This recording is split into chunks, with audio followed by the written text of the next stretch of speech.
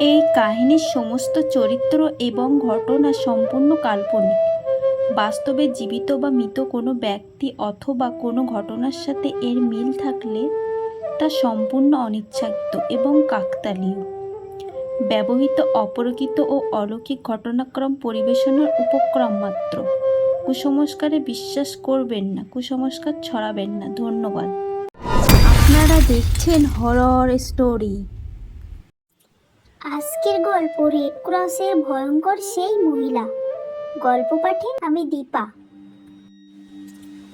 আমাদের বাজারেই red crescent সোসাইটির একটি ছোট্ট কমিউনিটি সেবা কেন্দ্র আছে, যাকে আমরা রেড ক্রস বলেই ডাকতাম। সেখানে দুইটি মহিলা মিডওয়াইফ ছিল যারা রোগীদের দেখাশোনা করত। এদের মধ্যে একজনকে দেখতে আমার কাছে কেমন জানি অদ্ভুত টাইপের লাগতো।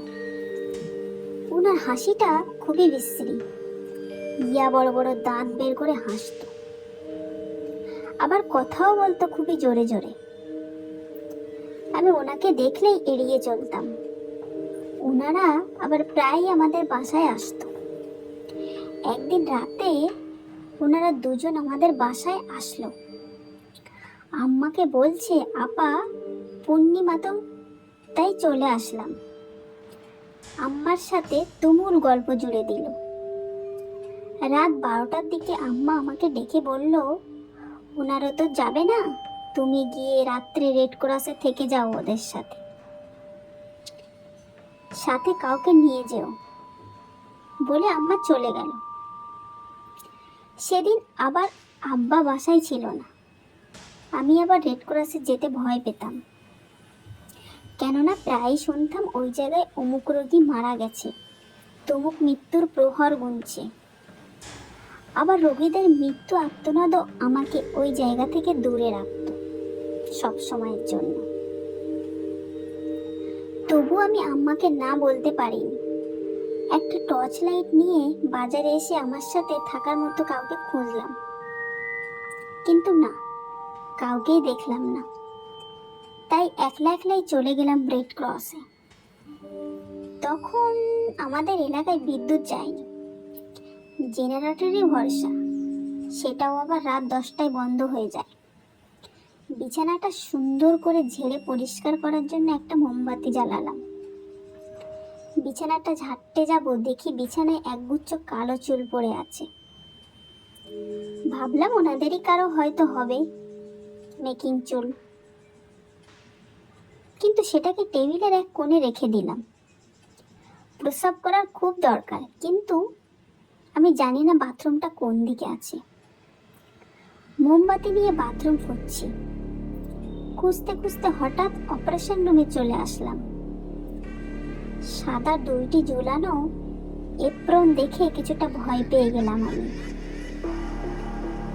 তারপরও সাহস করে ভিতরে ঢুকে পড়লাম। মনে হলো স্ট্রেচার থেকে কেউ একজন লাফ দিয়ে চোখের আড়াল হয়ে গেল। তখন সত্যি সত্যি অনেক ভয় পেয়ে গেলাম। তাড়াতাড়ি ওই রুম থেকে বের হয়ে এসে দরজার সিটকানি মেরে দিলাম। প্রস্রাব না করে এসে শুয়ে পড়লাম। ঘুমানোর চেষ্টা করলাম, সাথে সাথে মনে মনে সূরা কালাম পড়ছি। কখন যে ঘুমিয়ে পড়েছি খেয়াল নেই। মাঝরাতে হঠাৎ করে একটা খসখসানি আওয়াজে ঘুম ভেঙে গেল। আওয়াজটা হলো বিড়ালের টিনের বেড়ার মাঝে নখ দিয়ে খামচানোর মতো। আমি চুপ করে শুয়ে রইলাম, শব্দের আওয়াজটা বোঝার চেষ্টা করছি এবং সাথে উৎসাহটাও। কিন্তু হঠাৎ আমার চোখ পড়ল আমার মাথার উপর একটা তক্তার মাঝে। আবছা আবছা অন্ধকারে বোঝা যাচ্ছে কিছু একটা ঝুলে ঝুলে নড়ছে, আর সেখান থেকে আওয়াজটা আসছে। আমি ভয়ে ভয়ে হাত দিয়ে টর্চ লাইটটি খুঁজছি। এমন সময় আমার ঘরের দরজায় জোরে জোরে আওয়াজ, আমাকে ডাকছে। আম্মার কণ্ঠ না। আমি দৌড়ে গিয়ে দরজা খুললাম।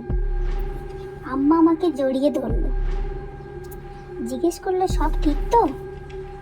পিছনে তাকিয়ে দেখি ওই দুইজন মিডওয়াইফ দাঁড়িয়ে আছে। ওনারা হাসছে আর আম্মাকে বলছে, আপা এগিয়ে দিয়ে আসতে হবে নাকি, একা একা যেতে পারবেন?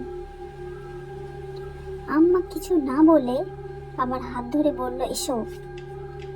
আমি আম্মার সাথে সাথে হাঁটতেছি আর ভাবছি তক্তার মাঝে কি ঝুলছিল, আর কেনই বা এত রাতে আম্মা ছুটে আসলো, আর কেনই বা ওই মহিলাদের হাসি মাখা প্রশ্নে আম্মা কিছু বলল না। নানান প্রশ্ন। রাস্তায় একটি কুকুর কুকাচ্ছিল। কুকুরের কাইকুই কারো জন্য মরা কান্নার মতো মনে হচ্ছিল।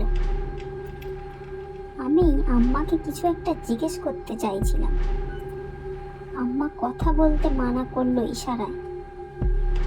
গভীর রাতে আমি আর আম্মা পূর্ণিমার আলো আঁধারের ছায়া মারিয়ে পথ চলছি।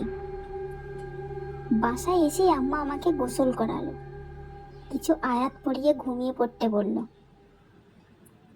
পরের দিন সকালে আম্মাকে গত রাতে সবকিছু খুলে বললাম।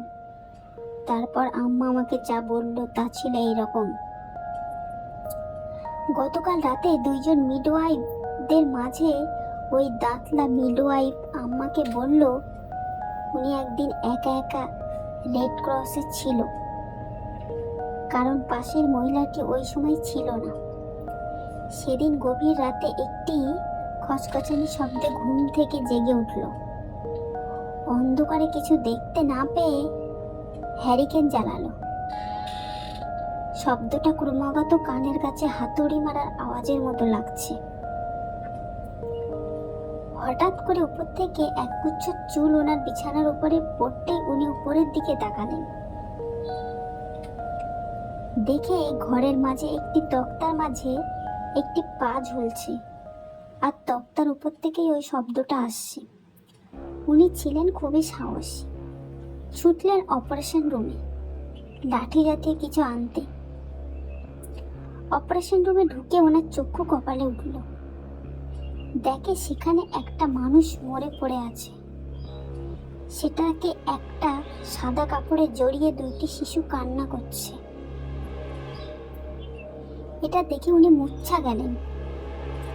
সকালবেলা সবকিছু রেড ক্রস অথরিটিকে জানালে একটা মিলাদের ব্যবস্থা করা হয়, কিন্তু তারপরেও মাঝে মাঝে ওনারা ব্যতিক্রমী অলৌকিক অনেক কিছু দেখতেন।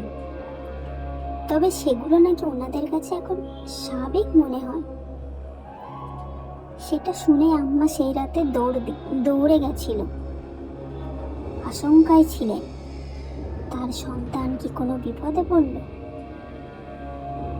জনশ্রুতি আছে বিভিন্ন সময় আগত রোগীর ডাক্তারদের কর্তব্য অবহেলায় মারা যায় এবং তারাই নাকি প্রেতাত্মা হয়ে ঘুরে বেড়ায়।